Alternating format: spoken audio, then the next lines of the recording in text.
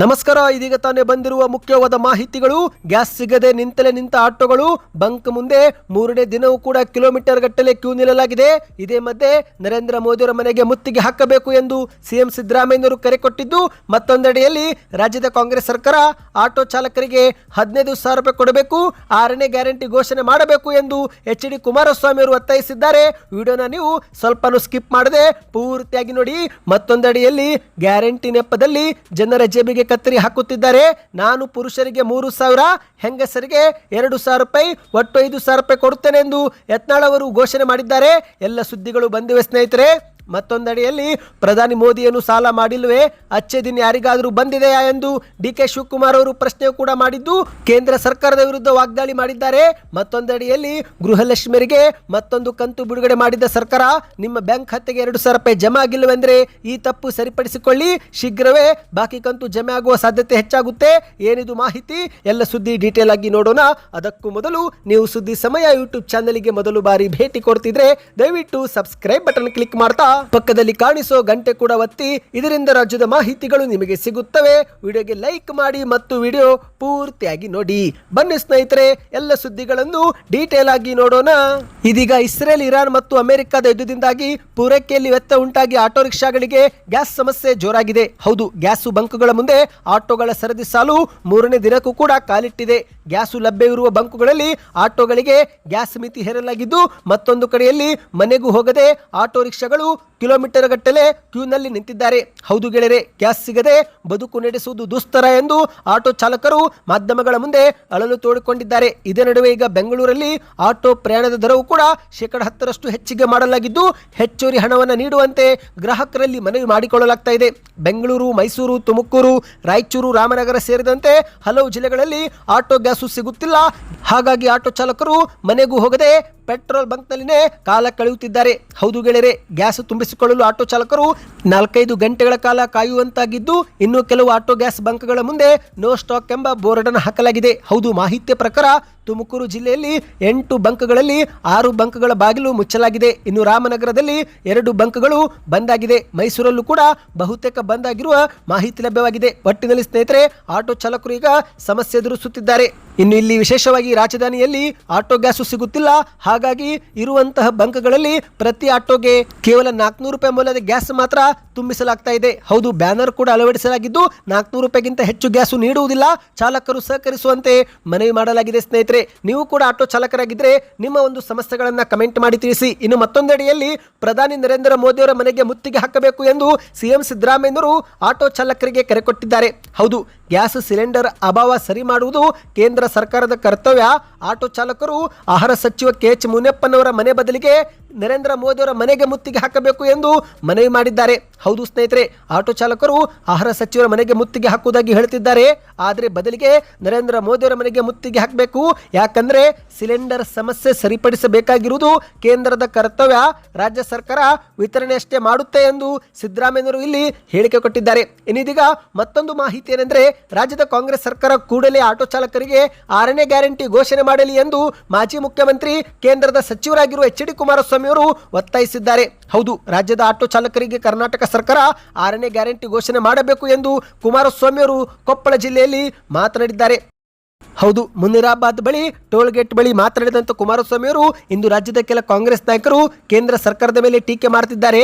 ಆದರೆ ಆಟೋ ಚಾಲಕರು ಬಳಸುವ ಇಂಧನದ ಮೇಲೆ ರಾಜ್ಯ ಸರ್ಕಾರ ತೆರಿಗೆ ವಿಧಿಸಿದ್ದು, ಹೀಗಾಗಿ ಮೊದಲು ರಾಜ್ಯ ಸರ್ಕಾರ ಆ ತೆರಿಗೆಯನ್ನು ವಾಪಸ್ ಪಡೆದುಕೊಳ್ಳಬೇಕು ಮತ್ತು ಈಗಾಗಲೇ 5 ಗ್ಯಾರಂಟಿಗಳನ್ನು ಕೊಟ್ಟ ಹಾಗೆ ಆಟೋ ಚಾಲಕರಿಗೆ 6ನೇ ಗ್ಯಾರಂಟಿಯನ್ನು ಕೊಡಲಿ ಎಂದು ಕುಮಾರಸ್ವಾಮಿ ಅವರು ಆಗ್ರಹ ಮಾಡಿದ್ದಾರೆ. ಜಗತ್ತಿನಲ್ಲಿ ಯುದ್ಧ ಸನ್ನಿವೇಶ ಸೃಷ್ಟಿಯಾಗಿ ಸಂಕಷ್ಟ ಪರಿಸ್ಥಿತಿ ಉಂಟಾಗಿದೆ. ಇಂತಹ ಕ್ಲಿಷ್ಟ ಪರಿಸ್ಥಿತಿಯನ್ನು ಸಮರ್ಥವಾಗಿ ಕೇಂದ್ರ ಸರ್ಕಾರ ನಿಭಾಯಿಸುತ್ತಿದೆ. ಆದರೆ ಬಿಕ್ಕಟ್ಟು ಪರಿಸ್ಥಿತಿಯಲ್ಲಿ ರಾಜಕೀಯ ಬೆಳೆ ಬೇಯಿಸಿಕೊಳ್ಳಲು ಸಿದ್ದರಾಮಯ್ಯನವರು ವಿಫಲ ಪ್ರಯತ್ನ ಮಾಡ್ತಿದ್ದಾರೆ ಎಂದು ಕುಮಾರಸ್ವಾಮಿ ಅವರು ಟೀಕೆ ಮಾಡಿದ್ದಾರೆ.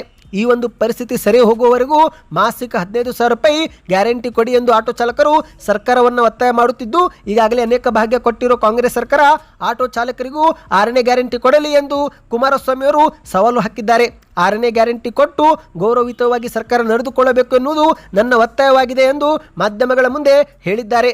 ಇನ್ನು ಇದೇ ನಡುವೆ ಯುದ್ಧದ ಪರಿಸ್ಥಿತಿ ಬಗ್ಗೆ ಮಾತಾಡಿದಂತ ಕುಮಾರಸ್ವಾಮಿ ಅವರು ಈಗ ಉಂಟಾಗಿರುವ ತೈಲ ಬಿಕ್ಕಟ್ಟು ನಾವು ತಂದುಕೊಂಡಿರುವ ಸಮಸ್ಯೆ ಅಲ್ಲ, ಪಶ್ಚಿಮ ಭಾಗದಲ್ಲಿ ಉಂಟಾಗಿರುವ ಯುದ್ಧವೇ ಇದಕ್ಕೆ ಕಾರಣ.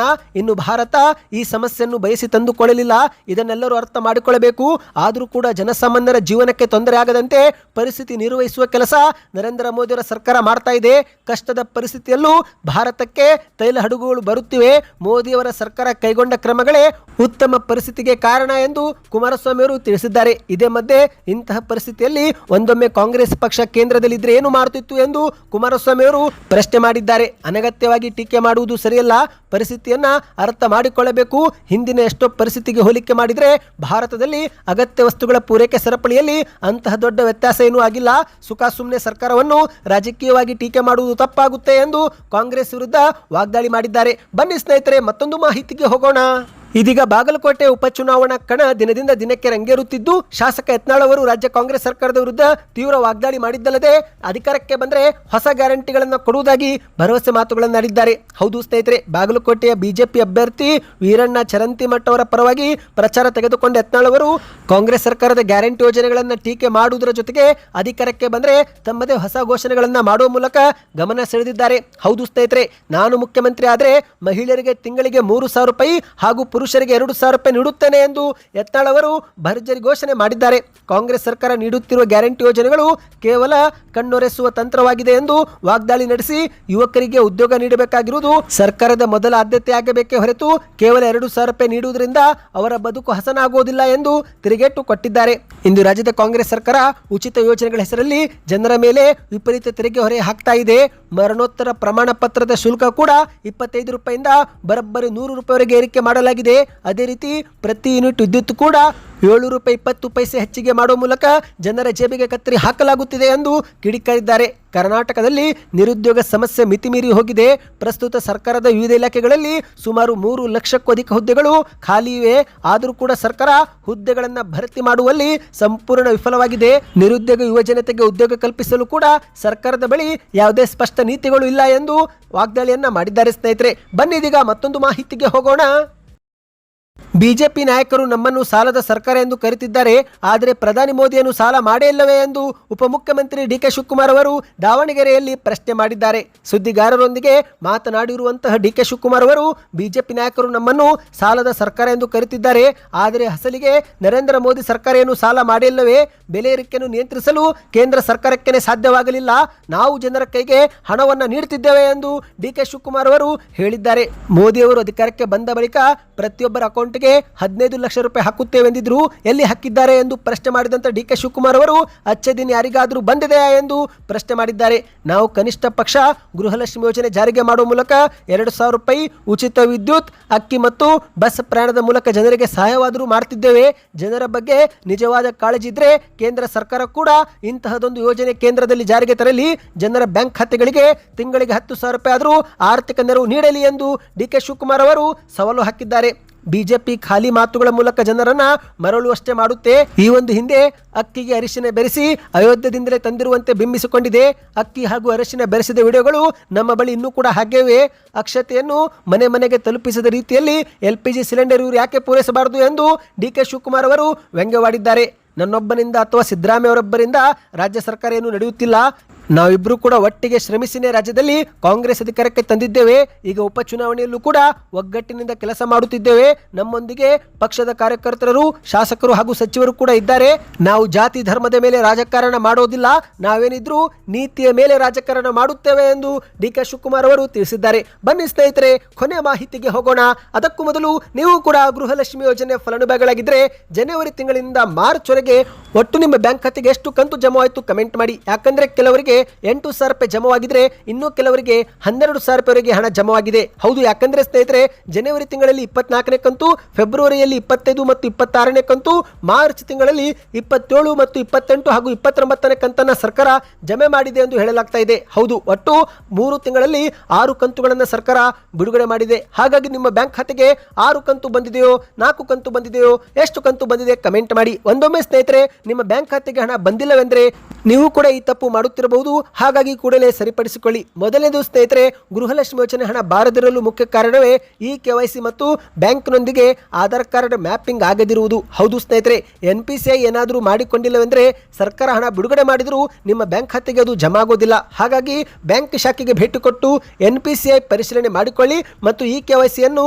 ಪೂರ್ತಿ ಮಾಡಿಕೊಳ್ಳಿ. ಮತ್ತು ಮುಖ್ಯವಾಗಿ ಸ್ನೇಹಿತರೆ, ನಿಮ್ಮ ಬ್ಯಾಂಕ್ ಖಾತೆ ಏನಾದರೂ ನಿಷ್ಕ್ರಿಯಗೊಂಡಿದ್ರೆ ಅಂದರೆ ನೀವು ಬಹಳ ದಿನಗಳಿಂದ ಬ್ಯಾಂಕ್ ವ್ಯವಹಾರ ಮಾಡದಿದ್ರೆ ಆಗ ಖಾತೆಯನ್ನು ಇನ್ಆಕ್ಟಿವ್ ಮಾಡಲಾಗುತ್ತೆ. ಹಾಗಾಗಿ ಕನಿಷ್ಠ ₹100 ಜಮೆ ಮಾಡುವ ಮೂಲಕ ಖಾತೆಯನ್ನು ಮತ್ತೊಮ್ಮೆ ಸಕ್ರಿಯ ಮಾಡಿಕೊಳ್ಳಿ. ಇನ್ನು ಸ್ನೇಹಿತರೆ, ಕೊನೆಯದಾಗಿ ಗೃಹಲಕ್ಷ್ಮಿಯ ಸ್ಟೇಟಸ್ ಅನ್ನು ನೀವು ಚೆಕ್ ಮಾಡಿಕೊಳ್ಳಿ. ಹೌದು, ಫಲಾನುಭವಿಗಳು ಆಹಾರ ಇಲಾಖೆ ಅಧಿಕೃತ ವೆಬ್ಸೈಟ್ಗೆ ಭೇಟಿ ನೀಡಿ ಅಲ್ಲಿ RC ನಂಬರ್ ನಮೂದಿ ಮಾಡುವ ಮೂಲಕ ನಿಮ್ಮ ಹಣ ಯಾವ ಹಂತದಲ್ಲಿ ಇದೆ ಎಂಬುದನ್ನು ನೀವು ನೋಡಬಹುದು ಸ್ನೇಹಿತರೆ. ಒಂದೊಮ್ಮೆ ಅಲ್ಲಿ ಸಕ್ಸಸ್ ಎಂದು ತೋರಿಸಿದ್ರೂ ಕೂಡ ನಿಮಗೆ ಹಣ ಬರುತ್ತಿಲ್ಲವೆಂದರೆ ಆಗ ನೀವು ಬ್ಯಾಂಕಿಗೆ ಭೇಟಿ ನೀಡಿ KYC ಅಪ್ಡೇಟ್ ಮಾಡಿಕೊಳ್ಳಬೇಕು. ಆಗ ನಿಮಗೆ ಹಣ ಜಮಾ ಆಗುತ್ತೆ. ಇನ್ನು ಈ ಬಗ್ಗೆ ಒಂದು ನಿಮಗೆ ಸಪರೇಟ್ ವಿಡಿಯೋ ಬೇಕಂದ್ರೆ ಕಮೆಂಟ್ನಲ್ಲಿ ಗೃಹಲಕ್ಷ್ಮಿ ಸ್ಟೇಟಸ್ ಎಂದು ಕಮೆಂಟ್ ಮಾಡಿ ಸ್ನೇಹಿತರೆ. ಮನೆಯಲ್ಲಿ ಕುಳಿತು ಯಾವ ರೀತಿ ಚೆಕ್ ಮಾಡಬೇಕು ಎಂಬ ವಿಡಿಯೋ ನಾವು ಮಾಡಿಕೊಂಡು ಬರುತ್ತೇವೆ. ಹಾಗಾಗಿ ಪ್ರತಿಯೊಬ್ಬರು ವಿಡಿಯೋಗೆ ಲೈಕ್ ಮಾಡಿ, ಚಾನಲ್ಗೆ ಸಪೋರ್ಟ್ ಮಾಡಿ, ಸಬ್ಸ್ಕ್ರೈಬ್ ಮಾಡಿಕೊಳ್ಳಿ.